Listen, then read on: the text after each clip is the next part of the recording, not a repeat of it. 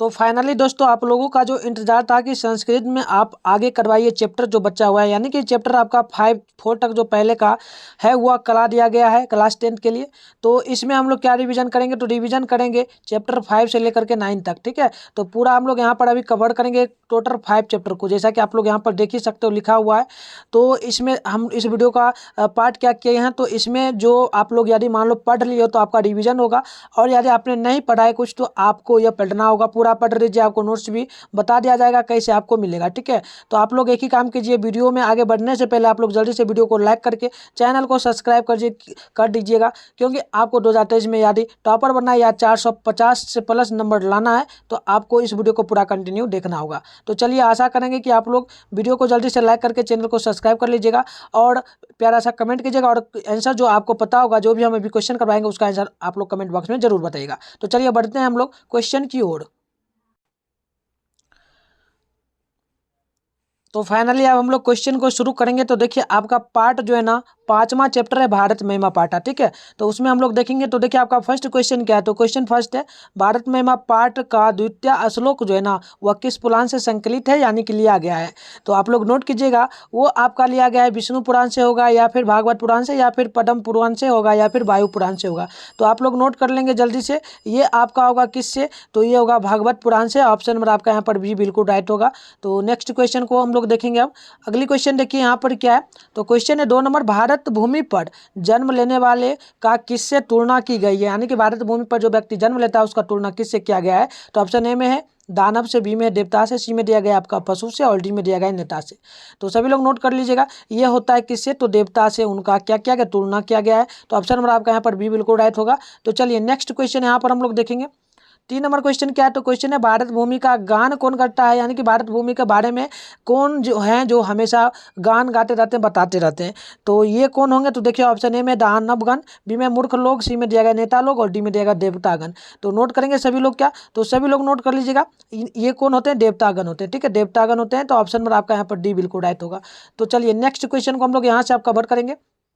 तो देखिए अगली क्वेश्चन क्या है, भारत महिमा पाठ के रचनाकार कौन है। तो ऑप्शन ए में दिया कालिदास, बी में महर्षि वेदव्यास, सी में दिया गया है विदुर, और डी में दिया गया है वाल्मीकि। तो क्या होना चाहिए राइट आंसर, आप लोग कमेंट बॉक्स में जरूर बताइए। तो चलिए बिल्कुल राइट आंसर होना चाहिए आप लोगों का महर्षि वेदव्यास होगा, यानी ऑप्शन नंबर आपका बी बिल्कुल यहाँ पे राइट होगा।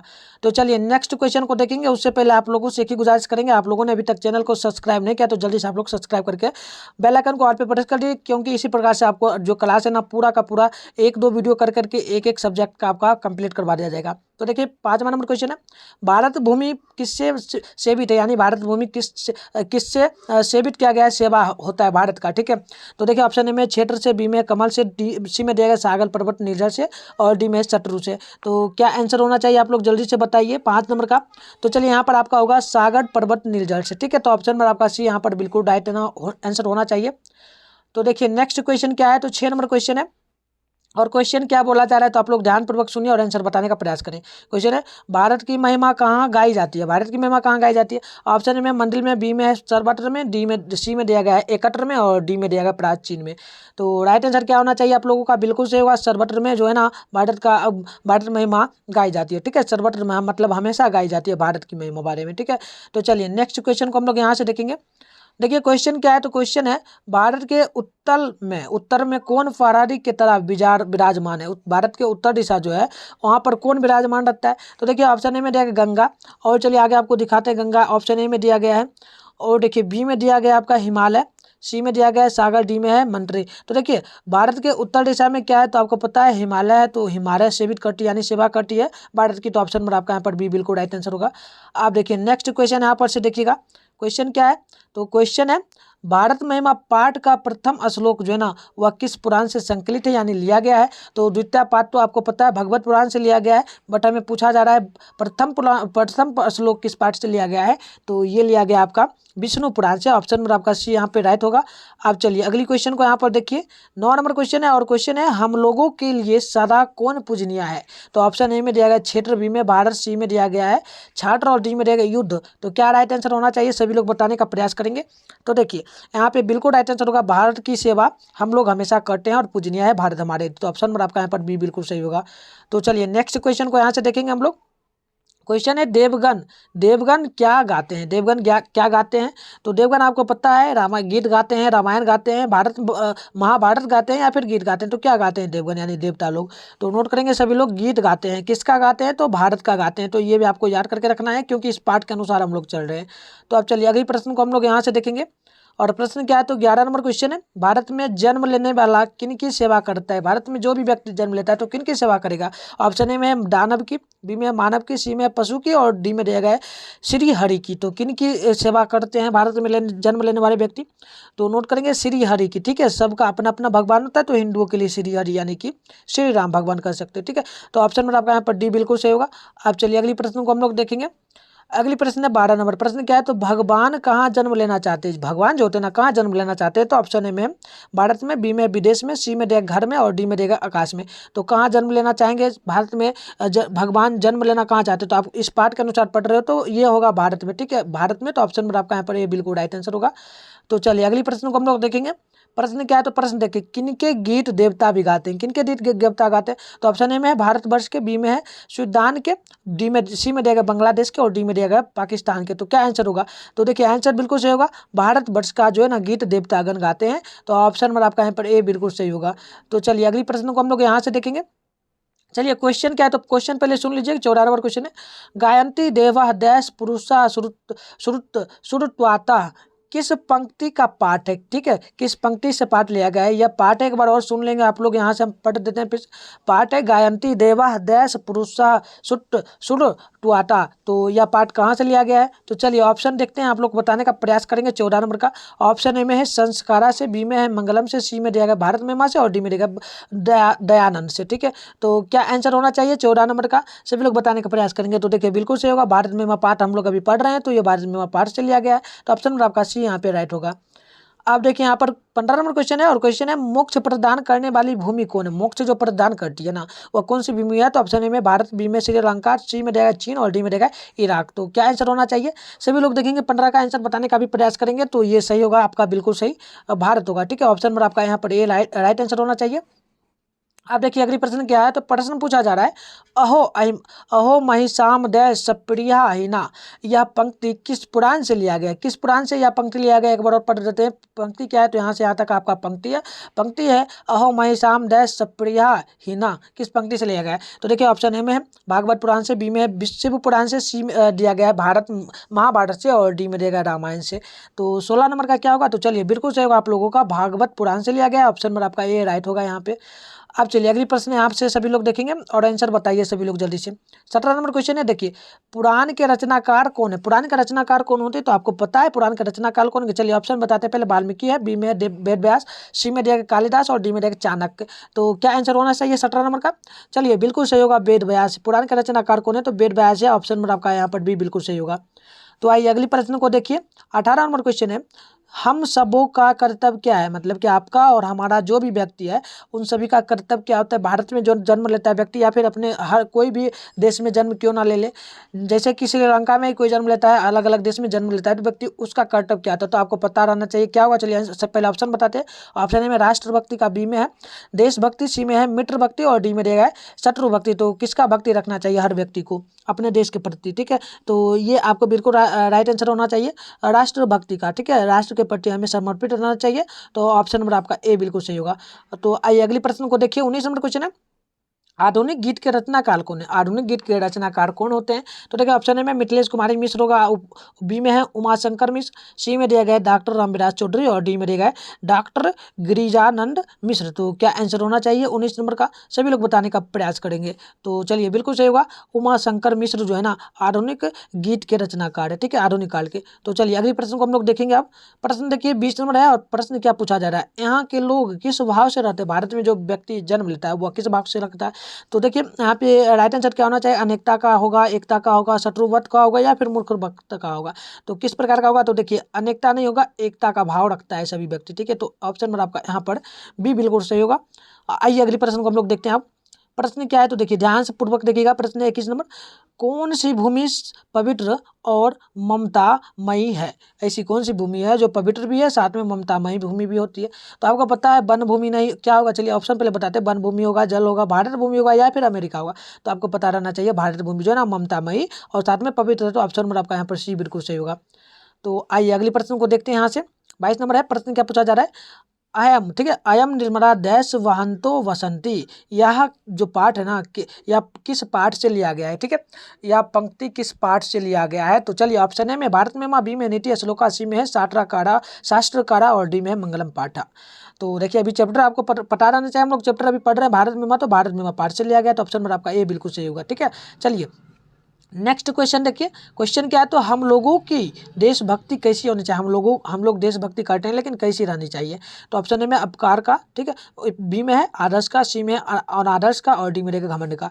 तो क्या रहना चाहिए 23 नंबर का बताने का प्रयास करेंगे। तो बिल्कुल सही होगा, आदर्श भाव का रहना चाहिए। ठीक है, हमें किसी प्रकार का भेदभाव नहीं रखना चाहिए, तो ऑप्शन में आपका बी बिल्कुल सही होगा। तो आइए अगली प्रश्न को देखिए। 24 नंबर प्रश्न है, कितने पुराण है? पुराण कितने हैं, कितने प्रकार के पुराण होते हैं? तो टोटल पुराण जो है ना आपको याद रखना चाहिए हमेशा 18 प्रकार के होता है, तो ऑप्शन नंबर आपका सी बिल्कुल सही होगा। तो आइए अगली पार्ट को हम लोग देखेंगे। अब पहले 25 नंबर देख लेते हैं। 25 नंबर क्वेश्चन दिया गया है। चलिए एक क्वेश्चन है 25 नंबर, इसको देख लेते हैं पहले। 25 नंबर क्वेश्चन है तो देख लेते हैं। 25 नंबर क्वेश्चन है, किस देश में देवता बार बार जन्म लेना चाहते हैं? और काफ़ी भी आया है, और यह क्वेश्चन 2022 में भी पूछा गया है, 2021 में भी पूछा गया है, तो बार बार पूछा गया है, तो इसको आप लोग नोट कर लीजिएगा, भारत में लेना चाहता है, तो ऑप्शन नंबर आपका ए बिल्कुल सही होगा। तो आइए अब हम लोग देखेंगे नेक्स्ट पार्ट को, और उससे पहले आप लोगों से एक गुजारिश करेंगे, तो आप लोग जल्दी से एक बार क्या करिए, वीडियो को लाइक करके आप लोग जितना पढ़ा है उनमें शेयर कर दीजिएगा, और चैनल पे आप लोग नए हो तो चैनल को भी सब्सक्राइब कर लीजिएगा। ठीक है, तो इसका पूरा आपको नोट्स भी मिल जाएगा, आपको बता दिया जाएगा कहीं कैसे मिलेगा। ठीक है, तो आप लोग पहले पार्ट को देख लीजिए, और रिवीजन कराया से तो आप लोग रिवीजन भी करते चलिए। देखिए पार्ट है क्या, पार्ट है 6 और भारतीय संस्कार है। ठीक है, भारतीय संस्कार है, तो इससे भी काफ़ी प्रश्न आता है पेपर में, तो हम लोग भी क्वेश्चन को ही देखेंगे जो पेपर में आने की संभावना है। तो पहली प्रश्न आप लोग देख लीजिए, यहाँ से प्रश्न क्या है, तो पहली प्रश्न आप लोग देखने का प्रयास करेंगे। क्वेश्चन है, सप्तपदी क्रिया किस संस्कार में संपन्न की जाती है? सप्तपदी जो क्रिया होती है ना किस संस्कार में संपन्न की जाती है? तो बिल्कुल सही होगा, विवाह संस्कार में। ठीक है, ऑप्शन नंबर आपका सी होगा। आप देखिए नेक्स्ट क्वेश्चन को देखेंगे सभी लोग, और क्वेश्चन क्या है, विवाह संस्कार के अंतर्गत क्या नहीं आता है? ठीक है, ऑप्शन ए में गोदान, बी में बागदान, सी में दिया गया है कन्यादान और डी में सिंदूरदान। तो क्या आंसर होना चाहिए सभी लोग बताने का प्रयास करेंगे एक बार। चलिए यहाँ पे गोदान जो है ना, गोदान यहाँ नहीं आता है विवाह संस्कार के अंतर्गत। ठीक है, ऑप्शन नंबर ए बिल्कुल सही होगा आप लोगों का। तो आइए अगली प्रश्न को देखिए। 3 नंबर है, प्राचीन संस्कृति की पहचान किससे होती है? ठीक है, ऑप्शन ए में है धर्मों से, बी में संस्कारों से, सी में कर्मों से, डी में रहेगा इनमें से कोई नहीं। तो क्या आंसर होगा सभी लोग एक बार बताने का प्रयास करेंगे जल्दी से। ठीक है, चलिए 3 नंबर का बताइए आप लोग, तो क्या होगा? तो यहाँ पे आपका बिल्कुल सही होगा, संस्कारों से पहचान होता है। ठीक है, अब आइए अगली प्रश्न को देखिए और आंसर बताइए। देखिए प्रश्न क्या है, तो संस्कार कितने प्रकार के होते हैं? संस्कार कितने प्रकार के होते हैं? तो ऑप्शन ए में है एकादशा, बी में है पौर्षा, सी में देगा त्रयोदशा और डी में देगा द्वादशा। ठीक है, तो संस्कार आपको पता रहना चाहिए कितने प्रकार के होते हैं। तो ये टोटल कितने प्रकार के होते हैं? चलिए पौर्षा का मतलब 16 प्रकार के संस्कार होते हैं। ठीक है, तो ऑप्शन नंबर आपका यहाँ पर जो है ना बी बिल्कुल सही होगा। अब आइए अगले प्रश्न को हम लोग देखेंगे। प्रश्न क्या है, तो प्रश्न है इनमें कौन शैक्षणिक संस्कार नहीं है? शैक्षणिक संस्कार यानी शिक्षा से संबंधित संस्कार यहाँ पर क्या नहीं होगा? तो ऑप्शन ए में वेदारंभ, बी में जातकर्म, सी में उपनयन और डी में रहेगा वेदारंभ। ठीक है, वेदारंभ दोनों एक ही ऑप्शन दे दिया है यहाँ पे। ठीक है, तो आंसर क्या होना चाहिए वो आप लोगों को बताना है। चलिए तो बिल्कुल सही होगा, जातकर्म जो है ना यह शिक्षा संस्कार के अंतर्गत नहीं आता है, तो ऑप्शन नंबर आपका बी बिल्कुल यहाँ पे राइट होगा। तो आइए अगली प्रश्न को देखिए। यहाँ से 6 नंबर प्रश्न है, प्राचीन काल में ब्रह्मचारी वेदारंभ कहाँ करते थे? यानी कि बच्चे जो स्टूडेंट होते थे, अभी के टाइम में स्टूडेंट कहलाते, पहले के टाइम में ब्रह्मचारी कहलाते थे। ठीक है, ब्रह्मा कहलाते थे। तो वो सभी शिक्षा कहाँ पर करते थे? शिक्षा कहाँ पर प्रारंभ करते थे, मतलब पढ़ते थे। ठीक है, तो देखिए क्या होगा, ऑप्शन ए में है गाँव की पाठशाला में, बी में है तपोवन में और डी में सी में देखिए गुरु के घर में और डी में है इनमें से कोई नहीं। तो 6 नंबर का बिल्कुल आंसर होगा सभी लोगों का, गुरु के घर में वो शिक्षा करते थे। ठीक है, यानी वनवास में। तो आइए अगले प्रश्न को देखिए। प्रश्न है 7 नंबर, प्रश्न क्या है, तो केशांत संस्कार में, ठीक है, केशांत संस्कार में शिष्य का प्रथम सौर कर्म जो है ना कहाँ होता था? सौर कर्म का मतलब जो होता है ना, आप लोग कहते हो गंजा होना। ठीक है, तो वो सबसे पहले कहाँ होता था केशांत संस्कार? तो गुरु के घर में होगा, पिता के घर में होगा, नाना के घर में होगा, या फिर हजाम के घर होगा। हजाम का मतलब नाई के घर में होगा। तो कहाँ होना चाहिए? तो देखिए 7 का बिल्कुल सही होगा आप लोगों का, गुरु के घर में होता था, यानी कि टीचर के घर में। तो ऑप्शन नंबर आपका ए बिल्कुल सही होगा। तो आइए अगली क्वेश्चन को हम लोग देखते हैं। क्वेश्चन देखिए 8 नंबर है और क्वेश्चन है सीमंतोन्नयन संस्कार कब होता है। सीमंतोन्नयन संस्कार कब होता है तो आपको पता होगा। सीमंतोन्नयन संस्कार का मतलब ये हो गया कि मृत्यु के पश्चात जो संस्कार होता है ना उसी को सीमंतोन्नयन संस्कार कहा जाता है। तो आइए ऑप्शन देखते हैं हम लोग। ये तो नहीं होगा, लेकिन जन्म से पहले दिया गया सीमंतोन्नयन संस्कार दिया है। चलिए, सीमंतोन्नयन संस्कार होता है, सॉरी यहाँ पे मृत्यु के पश्चात नहीं, जन्म के बाद होता है, जन्म के बाद। तो चलिए ऑप्शन नंबर आपका यहाँ पर बी बिल्कुल सही होना चाहिए। जन्म से पहले होता है, जन्म से पहले, तो ऑप्शन नंबर आपका यहाँ पर बी बिल्कुल सही होगा। तो आइए अगली प्रश्न को हम लोग देखेंगे। आप 9 नंबर क्वेश्चन है सीमंतोन्नयन किस प्रकार का संस्कार है। तो क्या होना चाहिए आप लोग बताइए। ऑप्शन में जन्म पूर्व संस्कार, बी में शैशव संस्कार, सी में शैक्षणिक संस्कार और डी में रहेगा इनमें से कोई नहीं। तो 9 नंबर का बिल्कुल सही होना चाहिए जन्म पूर्व संस्कार, जन्म से पूर्व यानी जन्म से पहले होने वाला संस्कार। अब देखिए 10 नंबर प्रश्न है और प्रश्न है प्राचीन काल में शिष्यों को क्या कहा जाता था। तो शिष्यों को आपको पता रहना चाहिए ब्रह्मचारी कहा जाता था। तो ऑप्शन नंबर आपका यहाँ पर बी बिल्कुल सही होगा। तो आइए नेक्स्ट क्वेश्चन देखिए। क्वेश्चन क्या है तो क्वेश्चन है जन्म पूर्व संस्कार कितने, जन्म से पहले जो संस्कार होते हैं ना कितने प्रकार के होते हैं। ऑप्शन में षष्ठ यानी कि 6, बी में है पंच यानी कि 5, सी में रहेगा 1 यानी कि 1 होगा, एक का ट्राई दिया गया है, डी में यानी कि 3। तो कितना होता है तो आपको पता रहना चाहिए। ये टोटल होता है 3 प्रकार का जन्म से पूर्व, यानी ऑप्शन नंबर आपका डी बिल्कुल सही होगा। अब देखिए यहाँ पर दिया गया है 12 नंबर प्रश्न। प्रश्न उपनयन संस्कार का क्या अर्थ होता है। उपनयन संस्कार का अर्थ क्या होता है। ऑप्शन में बच्चों का ज्ञानो यागोपवीत करना, बी में गुरु के द्वारा शिष्य को अपने घर लाना, सी में दिया गया है गुरु के घर शिष्य को भेजना, डी में दिया इनमें से कोई नहीं। तो 12 नंबर का क्या होगा। चलिए यहाँ पे बिल्कुल आंसर सही होना चाहिए आप लोगों का। ये होगा गुरु के द्वारा शिष्य को अपने घर ले जाना। ठीक है, आइए नेक्स्ट क्वेश्चन देखिए। क्वेश्चन है संस्कार के प्राय कितने भाग हैं। तो संस्कार के प्राय आप लोग नोट करेंगे 5 भाग होते हैं। ठीक है, 5 भाग होते हैं, तो आप लोग यहाँ पे नोट कर लीजिएगा 5। ठीक है, अब आइए अगले प्रश्न को देखिए। प्रश्न क्या दिया गया है। प्रश्न दिया गया है मुंडन निर्माण, मंडप निर्माण। मंडप निर्माण का आयोजन किस संस्कार में होता है। मंडप का मतलब आप लोग जान गए होंगे, ये होता है शादी। ठीक है, तो चलिए ऑप्शन ए में देगा शिक्षा संस्कार, बी में है जन्म पूर्व संस्कार, सी में है उपनयन संस्कार और डी में देगा गोदान संस्कार। तो ये क्या होगा तो शिक्षा संस्कार होगा या फिर मंडप निर्माण दिया गया है ना। तो ऑप्शन में होगा, ऑप्शन में सी में देगा उपनयन संस्कार में मंडप का निर्माण नहीं होता है। ठीक है, उपनयन संस्कार में मंडप का निर्माण नहीं होता है, तो यहाँ पे आपका विवाह संस्कार नहीं दिया गया ऑप्शन। तो विवाह संस्कार होना चाहिए, ऑप्शन ही नहीं दिया है। ठीक है, तो विवाह संस्कार होना चाहिए, तो आप लोग नोट करेंगे विवाह संस्कार। ठीक है, तो इनमें से कोई नहीं होगा सही। अब अगली प्रश्न को देखिए। प्रश्न है 15 नंबर मनुष्य गृहस्थ जीवन में कब प्रवेश करता है। ठीक है, तो आपको पता रहना चाहिए वो सभी विवाह संस्कार के बाद ही क्या करते हैं गृहस्थ जीवन में प्रवेश कर जाते हैं। तो यहाँ पे चलिए ऑप्शन आपका क्या क्या दिया गया तो देख लीजिए एक बार। ऑप्शन में दिया गया है अध्यायो उपरांत, बी में है उपनयनो। ठीक है, उपरांत, और बी में दिया गया, सी में दिया गया है विवाह उपरांत और डी में दिया गया इनमें से कोई नहीं। तो आपको पता रहना चाहिए विवाह उपरांत होगा, यानी कि ऑप्शन नंबर सी होगा। अब देखिए 16 नंबर क्वेश्चन है और क्वेश्चन है विवाह संस्कार में कौन सा विधान नहीं होता है। तो ऑप्शन ए में कन्यादान तो होता है, बी में अग्निपथान तो ये भी होता है, बागदान भी होता है। तो क्या नहीं होता है तो क्या नहीं होता तो ये बिल्कुल सही होगा आप लोगों का, डी नहीं होगा। ठीक है, डी नहीं होगा, यानी कि ऑप्शन नंबर आपका यहाँ पर जो है ना डी बिल्कुल सही होगा। ठीक है, चलिए नेक्स्ट क्वेश्चन को देखिए। क्वेश्चन दिया गया है 17 नंबर क्वेश्चन है शिक्षा समाप्ति के पश्चात गुरु शिष्य को कहाँ भेजते थे। शिक्षा जैसे ही समाप्त होता था तो गुरु जो स्टूडेंट होते थे उनको कहाँ भेजते थे। तो ऑप्शन ए में गांव में, बी में जंगल में, सी में है यज्ञ में और डी में रहेगा अपने घर। तो यहाँ पे बिल्कुल सही होगा अपने घर। ठीक है, ऑप्शन नंबर डी यहाँ पे बिल्कुल सही होगा। अब चलिए 17 के बाद हम लोग देखेंगे अगले प्रश्न को। और प्रश्न क्या है तो प्रश्न है अक्षरारंभ किस प्रकार का संस्कार होता है, यानी कि पढ़ाई। ठीक है, ये किस अक्षरारंभ यानी कि लिखना। ठीक है, लिखना जो होता है ना, या किस संस्कार के अंतर्गत आता है। तो देखिए ऑप्शन ए में विवाह संस्कार, बी में शिक्षा संस्कार, सी में उपनयन संस्कार और डी में वेदारंभ संस्कार। तो बिल्कुल सही होना चाहिए आप लोगों का शिक्षा संस्कार होगा। ठीक है, शिक्षा संस्कार। अब आइए अगले प्रश्न को देखिए। प्रश्न यहाँ पर है 19 नंबर और प्रश्न है गृहस्थ जीवन का एकमात्र संस्कार है वह क्या है। ठीक है, गृहस्थ जीवन का एक ही मात्र संस्कार होता है वह क्या है।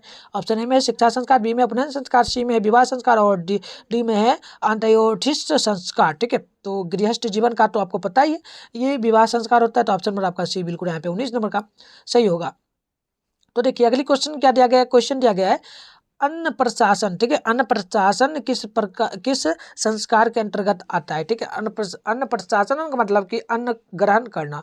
तो ये किस संस्कार के अंतर्गत आता है। तो ऑप्शन में विवाह संस्कार, बी में दिया गया है शिक्षा संस्कार और डी सी में दिया है उपनयन संस्कार और डी में दिया गया है शैशव संस्कार। तो ये किसके अंतर्गत आता है तो ये आता है, आपको याद रखना है, शैशव संस्कार के अंतर्गत आता है। ठीक है, तो आइए नेक्स्ट क्वेश्चन को हम लोग देखेंगे। अब क्वेश्चन है 21 नंबर, भारत में व्यक्तित्व की रचना कौन करता है? ठीक है, भारत में व्यक्तित्व की रचना कौन करता है? तो ऑप्शन ए में है आचरण, बी में है व्यवहार, सी में दिया गया है संस्कार। तो क्या होना चाहिए आंसर? सभी लोग बताने का प्रयास करेंगे 21 नंबर का।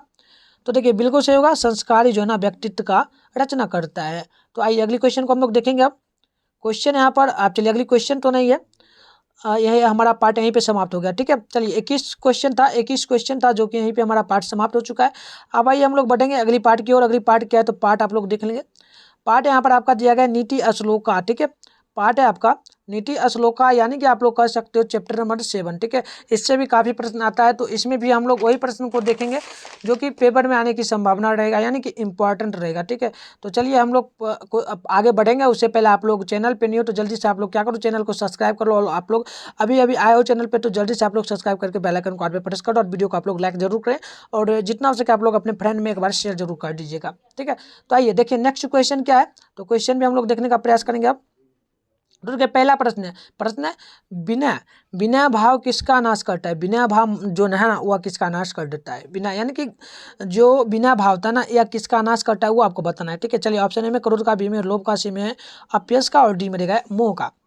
तो क्या आंसर होना चाहिए? चलिए अपयश का नाश कर देता है बिना भाव। ठीक है, चलिए अगली क्वेश्चन को हम लोग देखेंगे। अब क्वेश्चन क्या है तो देखिए यहाँ पे 2 नंबर प्रश्न है, और प्रश्न है नरक के द्वारा कितने प्रकार का है? नरक कितने प्रकार के हैं जिनसे व्यक्ति का नाश होता है? नरक आपको पता है ना, नरक का मतलब होता है नाक नहीं, नरक होता है जो कि नरक व्यक्ति कहता है। ठीक है, मरने के बाद जाता है नरक, या फिर स्वर्ग कहता है। तो नरक का कितना द्वार होता है? तो नरक का द्वार क्या होगा? तो 4 होगा, 3 होगा, या फिर 5 होगा, या फिर 7 होगा। कितना होता है? चलिए सभी लोग बताने का प्रयास करेंगे, एक बार जल्दी से बताइए सभी लोग 2 नंबर क्वेश्चन का। तो ये बिल्कुल सही होगा, 3 प्रकार के नरक के द्वार होते हैं। ठीक है, 3 प्रकार का आप लोग नोट कर लीजिएगा, 3 प्रकार का। क्रोध होता है, ईर्ष्या होता है, और क्या होता है? तो और आपका होता है, चलिए एक क्या होता है वो आपको बता देना है। नरक एक होता है क्रोध। ठीक है, एक क्रोध होता है।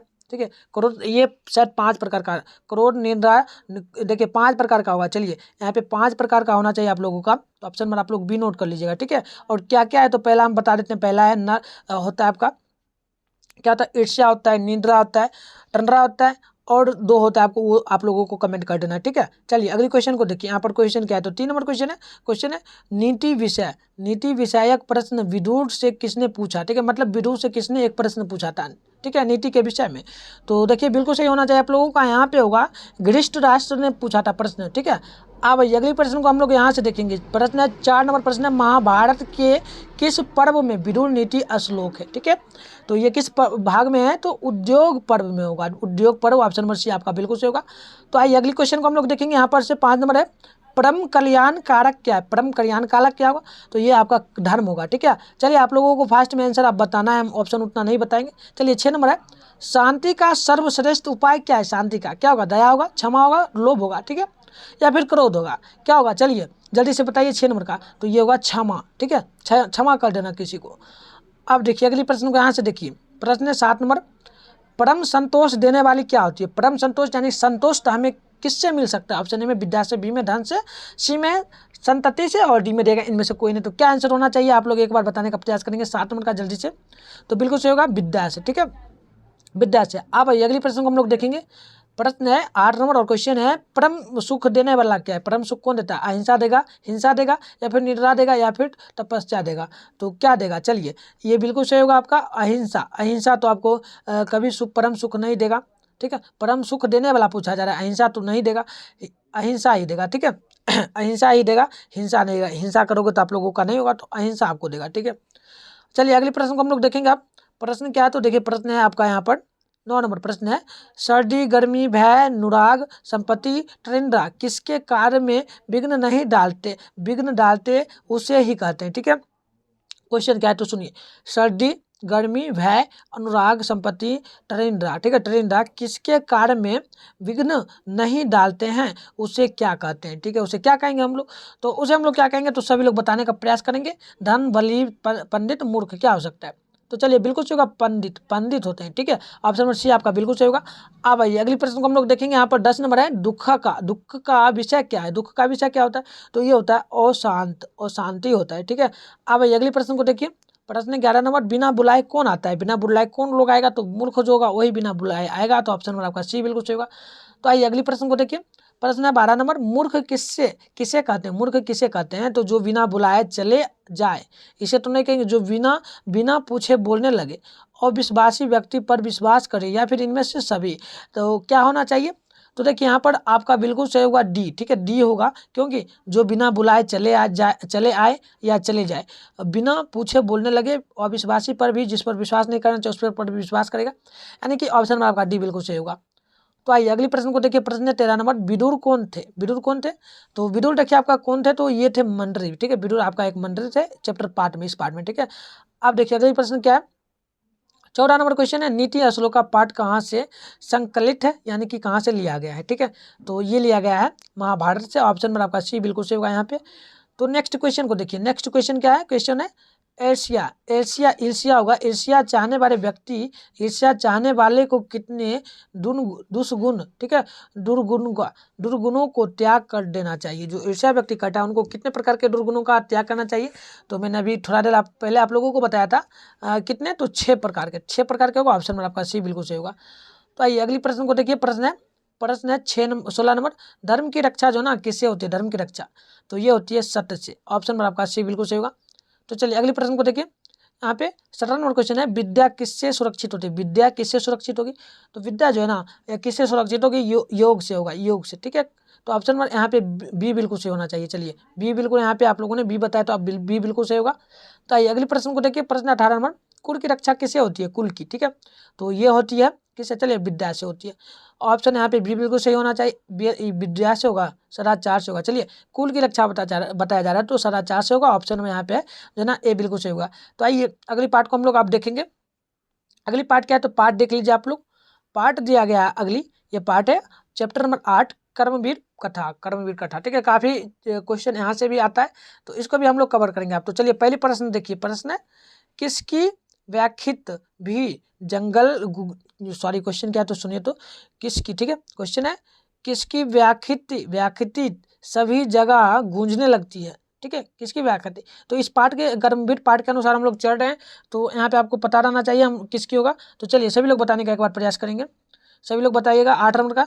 तो चलिए राम प्रवेश राम का होगा, ऑप्शन में आपका यहाँ पर ए बिल्कुल सही होगा।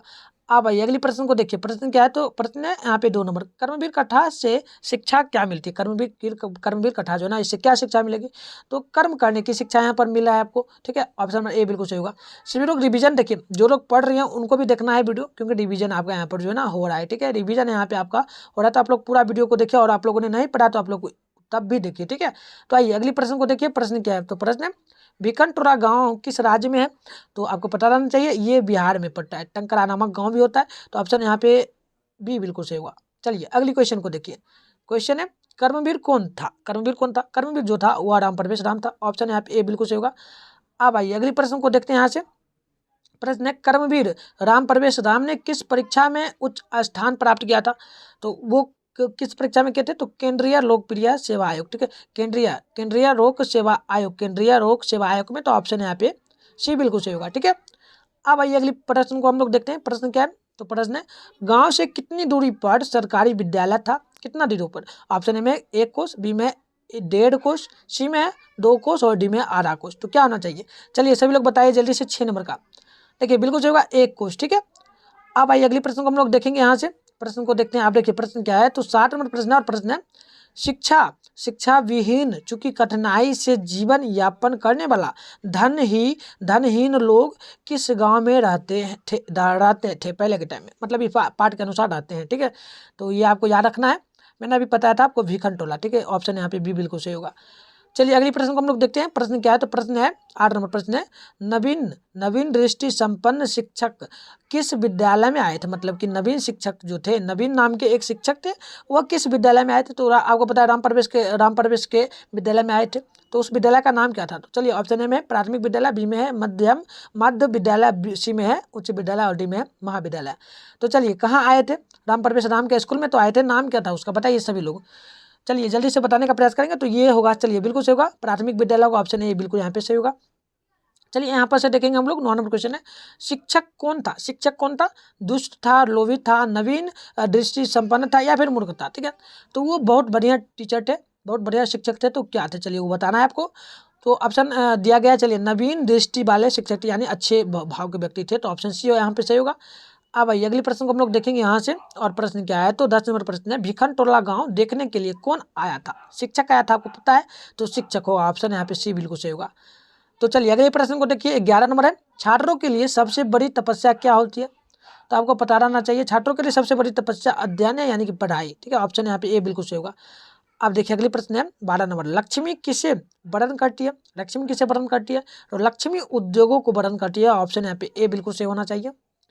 आइए अगले प्रश्न को देखिए, प्रश्न 13 नंबर, उद्योगिनम पुरुषा मुपैति लक्ष्मी, यह उक्ति यानी यह पंक्ति किस पाठ से लिया गया है? यह पंक्ति किस पाठ से लिया गया है?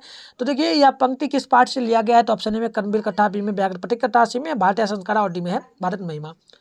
13 नंबर का बताइए सभी लोग, तो सही होगा यहाँ पे आपका कर्मवीर कथा, ऑप्शन ए बिल्कुल सही होना चाहिए। अब आइए अगले प्रश्न को देखिए, 14 नंबर है, कर्मवीर राम प्रवेश राम के परिवार के सदस्यों की कुल संख्या कितनी थी? यानी कर्मवीर राम प्रवेश राम जो थे, उनके परिवार में कितने लोग थे टोटल, ठीक है, कितने लोग थे बताने का सभी लोग प्रयास करेंगे, 4 थे, 6 थे, 8 थे या फिर 10 थे, क्या होना चाहिए? चलिए 14 का बताइए सभी लोग, तो आपको याद रखना है हमेशा, 4 व्यक्ति उनके घर में थे, ठीक है। आइए अगले प्रश्न को हम लोग आप देखते हैं। देखिए अगली प्रश्न है 15 नंबर प्रश्न है, राम प्रवेश राम के गाँव का क्या नाम था? राम प्रवेश राम के गाँव का क्या नाम था? तो उनके गांव का नाम था भिखनटोला, ऑप्शन आपको याद रखना है डी, ठीक है। चलिए अगली प्रश्न को हम लोग देखेंगे। अब प्रश्न है 16 नंबर क्वेश्चन है, बालक राम प्रवेश राम किसके शिक्षण श्रेणी से आकृष्ट हुआ था? ठीक है, किसके श्रेणी से, यानी कि शिक्षण श्रेणी से किसका शिक्षक श्रेणी था जिससे वह आकृष्ट हो गया था, खुश हो गया था राम प्रवेश राम?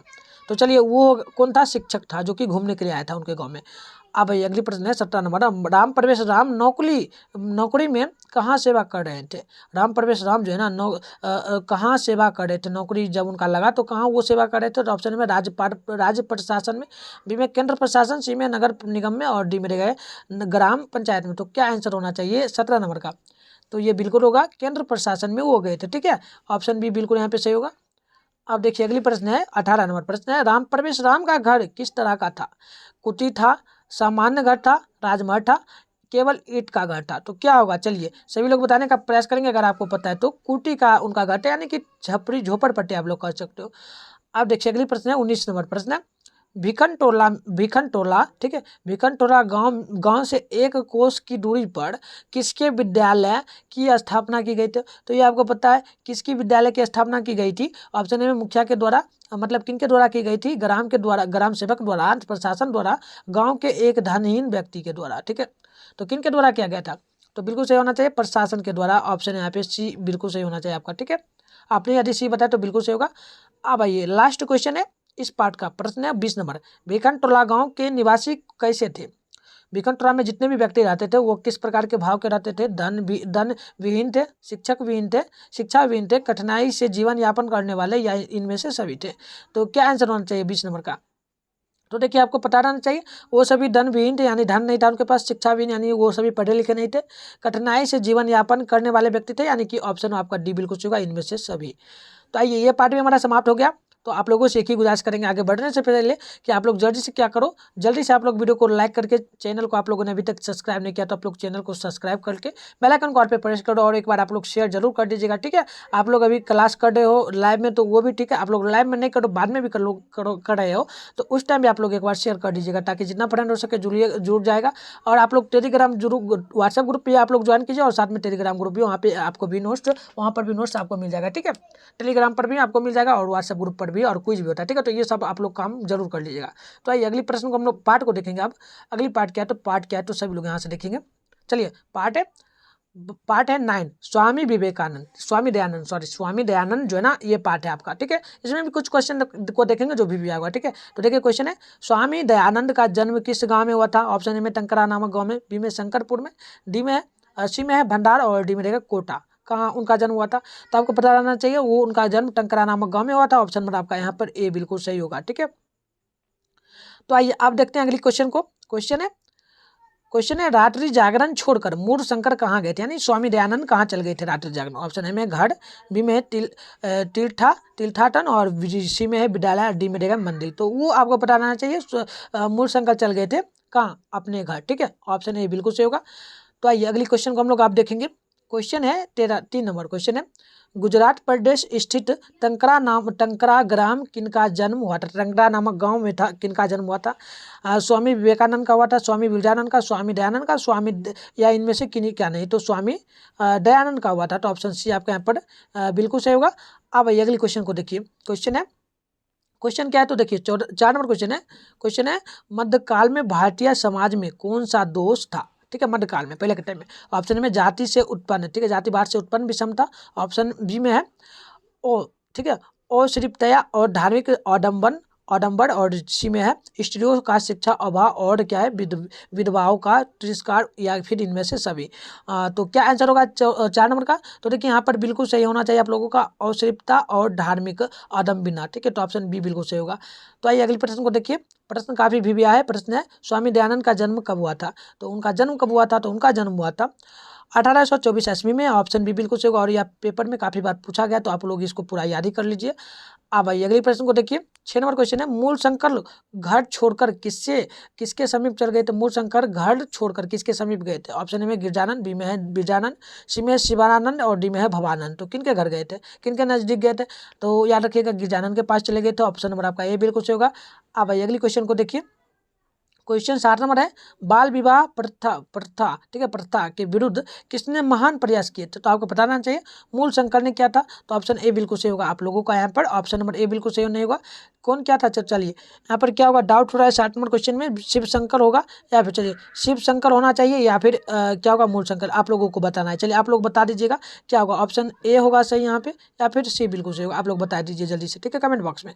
चलिए अगली क्वेश्चन को हम लोग तब तक देखते हैं। क्वेश्चन है, मूल शंकर यानी स्वामी दयानंद ने सत्यार्थ, ठीक है, सत्यार्थ प्रकाश नामक ग्रंथ की रचना किस भाषा में की है? मराठी में की है, द्रविड़ में की है, राष्ट्रभाषा हिंदी, या फिर बंगाली में? तो किन में की है?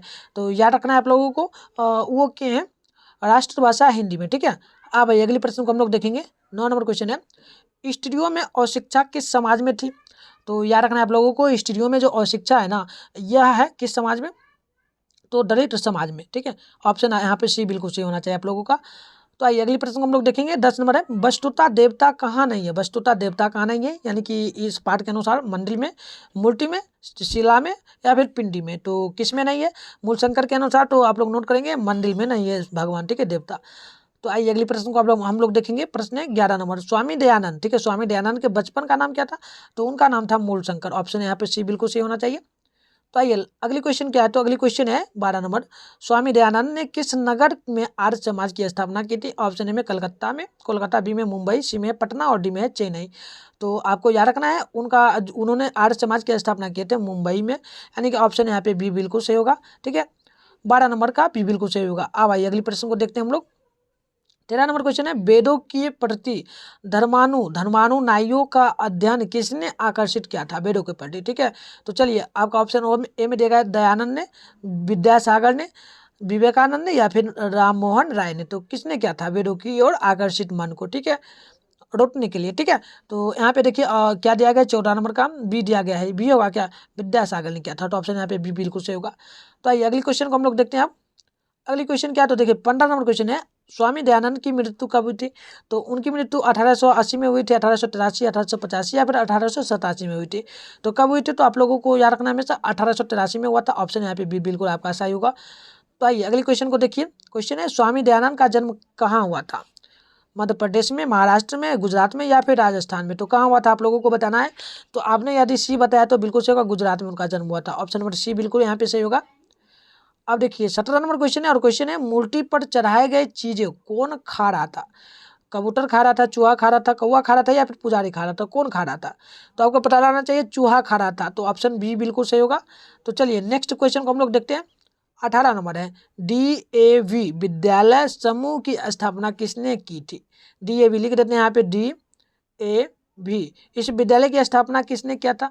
स्वामी दयानंद ने किया था, स्वामी दयानंद के अनुयायियों ने, धार्मिक न्यास ने, या फिर किसी ने नहीं किया था? तो किसने किया था ये आपको बताना है। तो चलिए यहाँ पे सही होना चाहिए बिल्कुल आप लोगों का, स्वामी दयानंद के अनुयायियों ने, यानी उनके सहपाठियों ने। ऑप्शन बी बिल्कुल सही होगा। तो आइए अगली क्वेश्चन को देखिए। 19 नंबर क्वेश्चन है, आर्य समाज संस्था की स्थापना कब हुई? तो आर्य समाज की स्थापना मुंबई में क्या था? स्वामी दयानंद, ठीक है, मूल संकल्प। तो उसकी स्थापना कब हुई थी? तो याद रखना आप लोगों को, उसकी स्थापना 1875 में हुई थी। ऑप्शन नंबर सी बिल्कुल सही होगा। तो चलिए यहीं पे हम लोग समाप्त करेंगे। हमने आज की चैप्टर पार्ट वीडियो में लगभग 5 चैप्टर को समाप्त कर लिया। तो बचा है कितना चैप्टर? तो बचा है आपका पहले पीछे का वीडियो आप लोग देख लीजिएगा। जैसे ही समाप्त हो वीडियो, आप लोग जाइए नीचे, वो आपको वीडियो के डिस्क्रिप्शन बॉक्स में आपको लिंक मिलेगा पार्ट 1 करके, ठीक है, संस्कृत पार्ट 1 करके आपको लिखा हुआ मिलेगा। तो वहाँ से आप लोग उस वीडियो को देख लीजिएगा, जिसमें आपको चैप्टर 1 से लेकर के चैप्टर 4 तक का क्वेश्चन करवा दिया गया है। तो उसको आप लोग देख लीजिएगा। उसको देखने के बाद नेक्स्ट पार्ट जल्द आएगा, जिसमें हम लोग चैप्टर 10 से लेकर के 14 तक करेंगे। तो पूरी बुक आपकी समाप्त हो जाएगी संस्कृत का, ठीक है। तो आप लोग इंतजार करिएगा जल्द, और कमेंट बॉक्स में जरूर बताएगा कि जल्द ही वीडियो लाइए, ठीक है। तो ये आप लोग जरूर काम कीजिएगा। और आप लोग हमारे चैनल को आप लोग अभी तक सब्सक्राइब नहीं किए तो जल्दी से आप लोग सब्सक्राइब करके बेल आइकन को ऑल पे प्रेस कर दीजिए, और जाने से पहले वीडियो को लाइक कर दीजिएगा। तो चलिए वीडियो को यहीं पे समाप्त करते हैं, मिलते हैं किसी और वीडियो के साथ। तब तक के लिए आप तमाम दोस्तों को जय हिंद, साथ में बाय बाय।